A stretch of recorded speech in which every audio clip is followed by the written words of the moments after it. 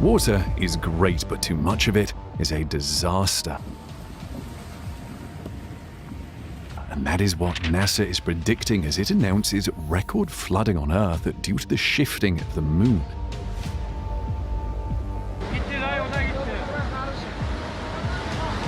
How does the shifting moon cause flooding on the Earth, and where will the most effects be felt?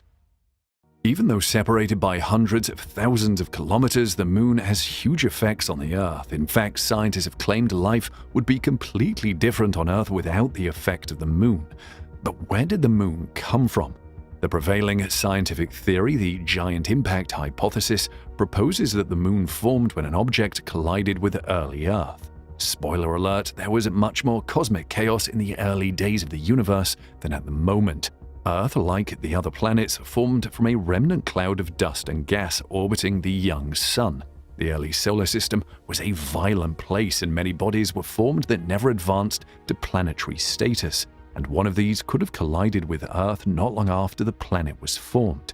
The Mars-sized body known as Theia collided with Earth, ejecting vaporized chunks of the young planet's crust into space, where gravity held the ejected particles together, forming the largest moon in the solar system in relation to its host planet. This type of formation would explain why the moon is composed primarily of lighter elements, making it less dense than Earth. The material that formed it came from the planet's crust, while the rocky core remained untouched. As the material drew together around what remained of Theia's core, it would have centered near Earth's ecliptic plane, the path the Sun takes through the sky and where the moon currently orbits. When the young Earth collided with this rogue body, the energy involved was 100 million times greater than the much later event that wiped out the dinosaurs. For millennia, the rhythm of the moon's phases has guided humanity. For example, the calendar months you use to track time are roughly equal to the time it takes to go from one full moon to the next. However, the moon's orbit and phases can be perplexing. For example, the moon always shows us the same face, but its size changes depending on the moon's position in relation to Earth and the Sun. While it is an Earth satellite, the moon is larger than Pluto, with a diameter of about 2,159 miles or 3,475 kilometers. That does not mean we have the biggest moon in the solar system, though. There are 4 other moons in our solar system that are even larger than our own. But the moon is slightly larger than 1/4, or about 27% the size of Earth, a much greater ratio than any other moon to its planet. This means that the moon has a significant impact on our planet and may even play a role in the evolution of life on Earth.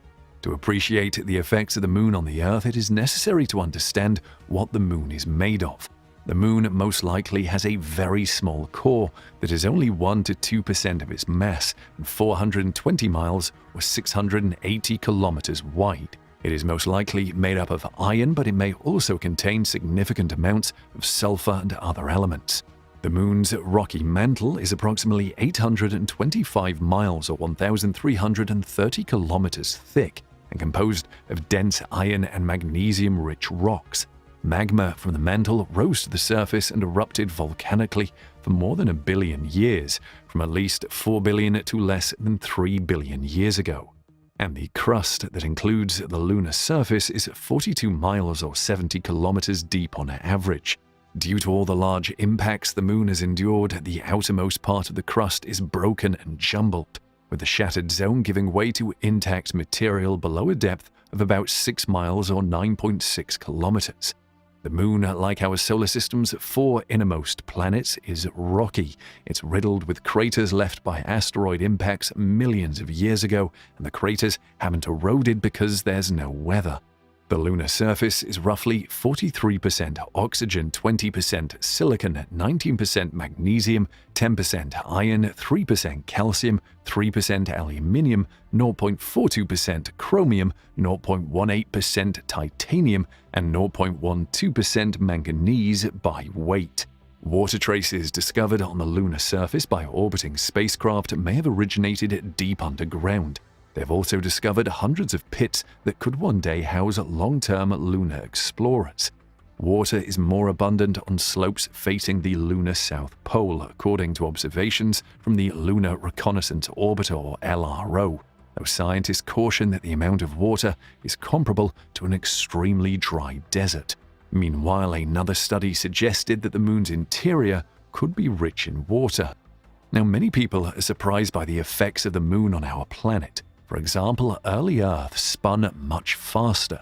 Computer models show that Earth had a 6-hour day 4.5 billion years ago. Since then, Earth has been slowing down and our days have been getting longer thanks to our moon.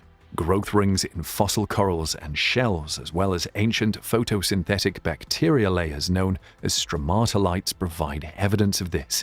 Stromatolites from 850 million years ago recorded a day length of about 21 hours. Fossil corals 400 million years ago lived on a planet with 22-hour days. Over time, the moon's gravitational pull on the Earth borrowed some of the Earth's spin energy, gradually propelling the moon into higher and higher orbits. The Apollo laser experiments prove that the moon is receding at a rate of 2 inches or 5 centimeters per year. The distance between the Earth and the moon grew while their spins shrank. Today, the Earth rotates once every 24 hours.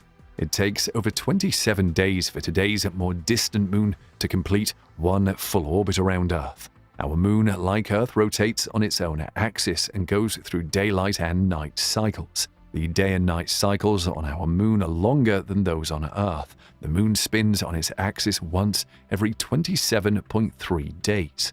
However, the moon takes the same amount of time to spin once as it does to orbit Earth completely. This means that observers on Earth always see the same side of the moon, that is, the near side. During lunar missions, the side not visible from Earth, that is, the far side, was mapped.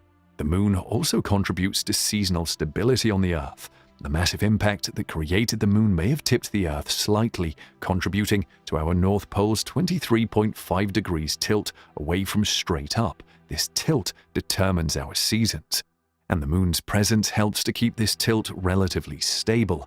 The moon's gravitational pull serves as training wheels for Earth's orbit around the sun. It maintains the Earth's axis at a constant angle. The Earth's stately progression through spring, summer, fall, and winter would have fluctuated greatly over eons if not for the moon. The moon also gives us a shining light. Of course, the moon, like the planets, does not produce its own light, but it shines because it reflects the light of the sun.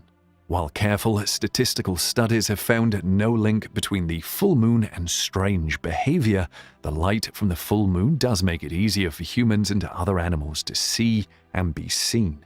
Changes in predator success rates and prey animal foraging patterns have been documented as a result of this increased nighttime illumination, according to studies.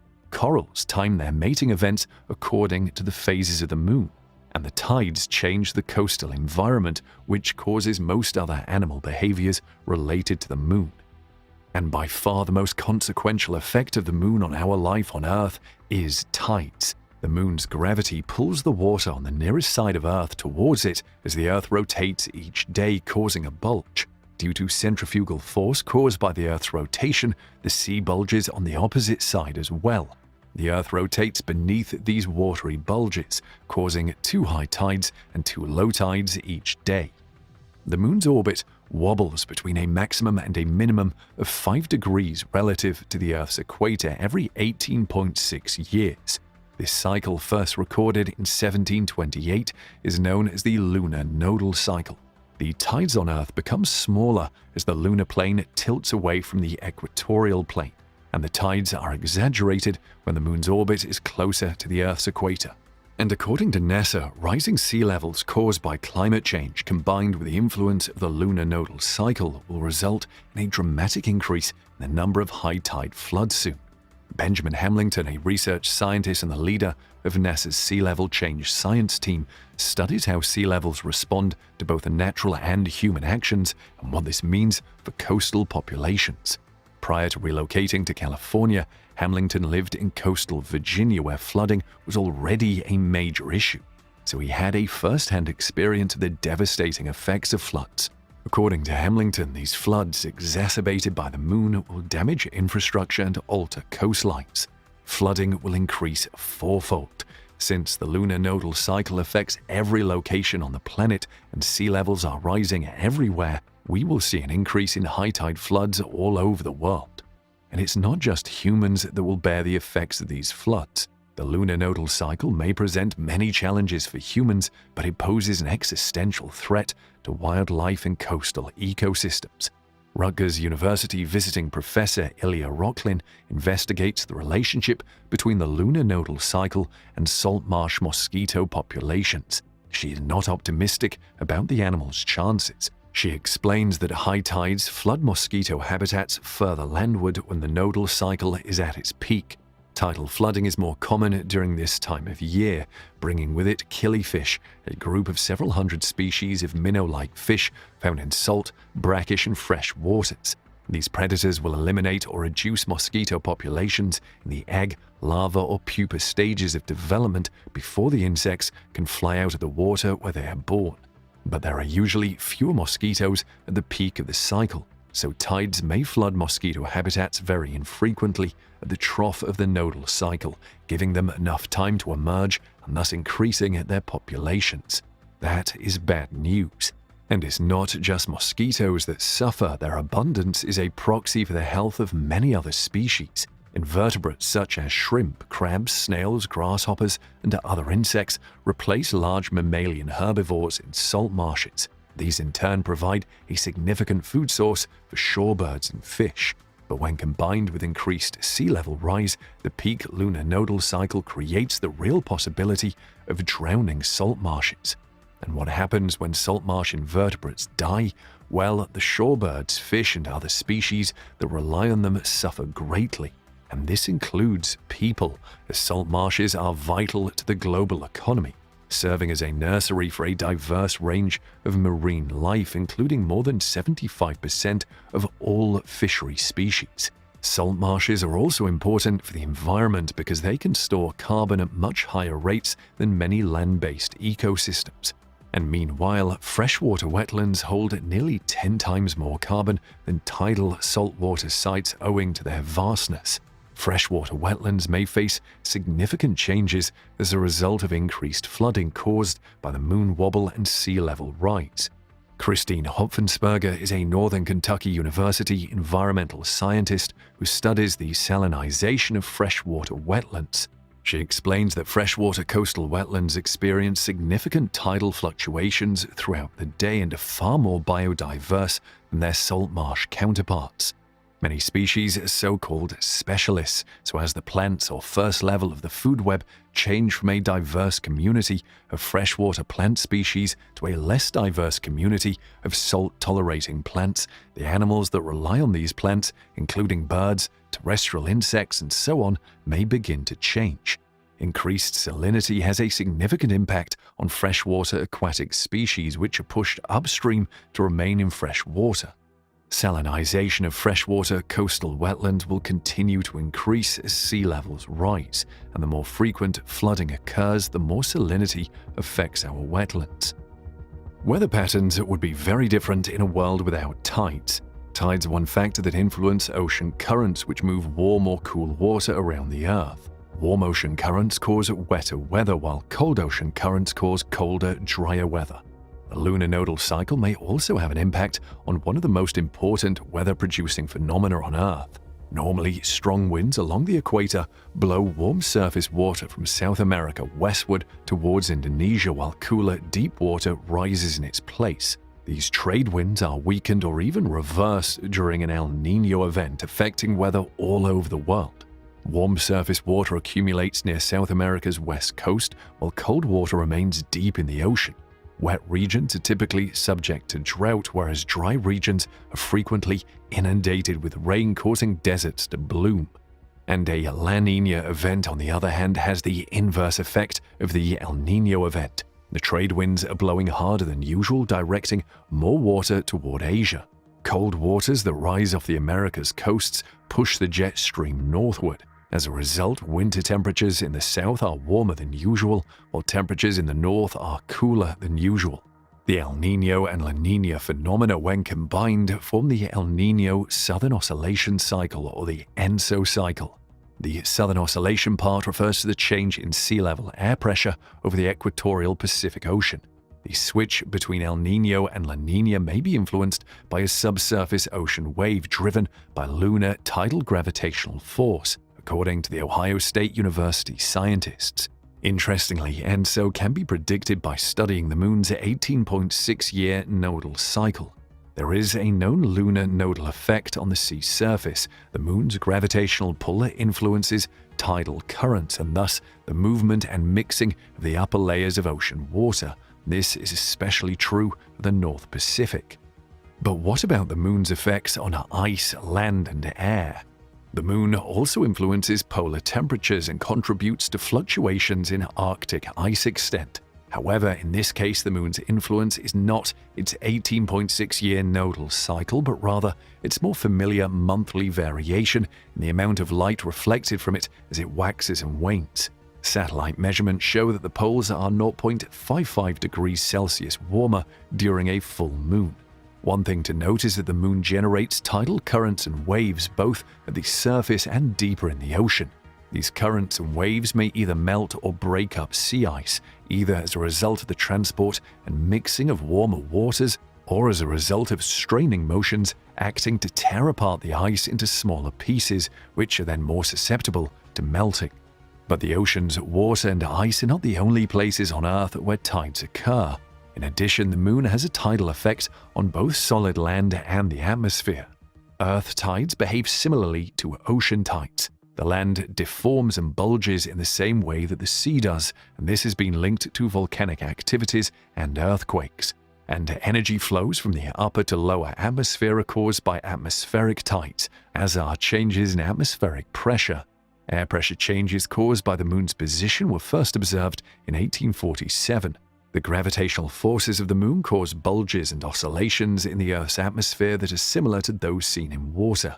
And changes in atmospheric pressure are associated with higher air temperatures, which means the air molecules can hold more moisture in the form of water vapor, lowering humidity and thus the chance of rainfall. As a result, lower pressure is associated with cold, wet weather, while higher pressure is associated with calmer, more pleasant weather. However, the Moon's influence on precipitation via atmospheric tides is minor, as other factors such as solar heat have a much greater impact. So the amount of rainfall is affected by lunar forces, but only by about 1%.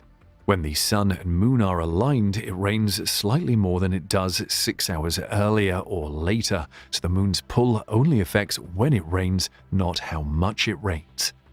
The Moon's influence on the Earth is sometimes subtle and sometimes profound. In fact, some scientists believe that the Moon created life in the first place. But even if not as dramatic, the Moon helps to stabilize the Earth's climate as it spins on its axis. The Earth would wobble more erratically if it didn't have the Moon. The poles would shift significantly in relation to the Earth's orbit. Seasons, days, and nights would all be drastically different. However, the tides that may have begun life on Earth are also pushing our Moon away from us. Because of the tides it causes on Earth, the Moon moves away from the Earth by nearly 4 centimeters every year. Because the Earth rotates faster than the Moon, the gravitational tug of the tidal bulge pulls the Moon along faster. As the Moon accelerates, it is flung outwards and its orbit expands. It's similar to standing on a playground roundabout. The faster it spins, the more you feel like you're being thrown outwards from the center. The effects of flooding in the coastal areas are significant, and not only are they significant, but they're also already occurring. This is why the National Oceanic and Atmospheric Administration at NOAA has carried out a study of what rising sea level means. Interestingly, the results coincide with the effects and timeline of the Moon's wobbling. According to a 111-page report released by NOAA and 6 other federal agencies, seas lapping against the United States shores will be 10 to 12 inches higher in the near future, with parts of Louisiana and Texas expected to see waters 1.5 feet higher. And as you can expect, floods caused by today's sea levels, weather patterns, and infrastructure are expected to occur more than 10 times as frequently in the next 30 years. In other words, a single flooding event likely to damage property or commerce in coastal areas of the southern United States every 4 to 5 years will be expected to strike 4 to 5 times a year. According to NOAA's administrator, this report should be a wake-up call to the United States. Top White House officials agree with this warning. This new data on sea rise is the latest confirmation that the climate crisis is flashing code red. Experts have warned that the cost will be high, pointing out that the coast is home to much of the American economy and 40% of the population. There will be a high human price because 40% of the population of the United States lives within 60 miles of our coastlines. There will be a wide range of effects along those coastlines, but there's no denying that a significant portion of the US economy, revenue and tax base is right there in the middle. The projected increase is especially concerning given that sea levels along the Atlantic coast rose at the fastest rate in 2,000 years during the 20th century. The worst of the long-term sea level rise caused by melting ice sheets in Antarctica and Greenland, however, is also waiting in the future.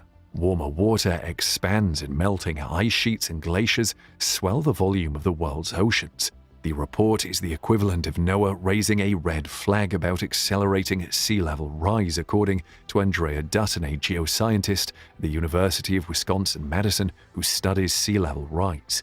She says current coastal flooding in the United States will be taken to a whole new level in just a couple of decades. Because of sinking land, currents, and water from ice melt, sea level rises more in some places than others. The United States will experience a slightly higher sea level rise than the global average, and the Gulf and East Coast will be the hardest hit, while the West Coast and Hawaii will be hit less severely. Residents can expect nearly 25 inches or 0.63 meters of sea level rise in Galveston, Texas, and just under 2 feet or 0.6 meters in St. Petersburg, Florida, compared to 9 inches or 0.23 meters in Seattle and 14 inches or 0.36 meters in Los Angeles. While higher seas cause far more damage when storms like hurricanes hit the coast, they're also becoming an issue on sunny days. Cities such as Miami Beach, Florida, Annapolis, Maryland, and Norfolk, Virginia already experience a few minor nuisance floods during high tides each year, but these will be replaced by several moderate floods per year by mid-century, causing property damage. Many of the major U.S. East Coast metropolitan areas will be increasingly vulnerable, but the western Gulf of Mexico coast will be hit the hardest by sea level rise. 16 to 18 inches or 0.4 to 0.45 meters. That equates to more than 10 moderately damaging sunny day floods and one major high tide flood event per year. And by 2050, the eastern Gulf of Mexico should expect a sea level rise of 14 to 16 inches or 0.35 to 0.4 meters and 3 moderate sunny day floods per year. The southeast coast should experience a foot to 14 inches or 0.3 to 0.35 meters of sea level rise and 4 moderate sunny day floods per year by mid-century, while the northeast coast should experience 10 inches to a foot or 0.25 to 0.3 meters of sea level rise and 6 moderate sunny day floods per year. And by mid-century, the Hawaiian Islands and southwestern coast should expect 6 to 8 inches or 0.15 to 0.2 meters of sea level rise, while the northwest coast will see only 4 to 6 inches or 0.1 to 0.15 meters. The Pacific coastline will experience more than 10 minor nuisance sunny day floods per year, but only about 1 moderate flood per year, with Hawaii receiving even less. According to the report, the United States will experience an average of 2 feet of sea level rise by the end of the century, with more in the east and less in the west. But is the world prepared to deal with flooding due to the moon's wobbling? Let's hear what you think in the comment section below.